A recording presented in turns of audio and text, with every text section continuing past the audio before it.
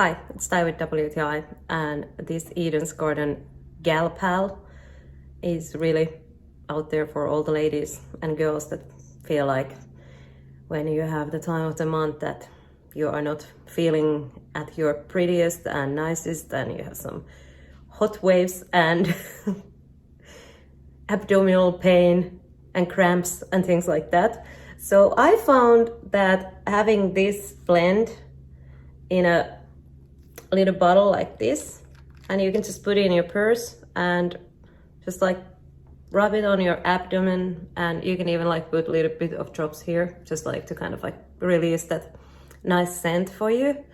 And I found that actually this helped me with the cramps. Everybody's different, so it worked for me. I hope it will work for you too. Even if it doesn't work for you, as promised for releasing the pain and stuff like that, but it still gives nice scent, very spicy.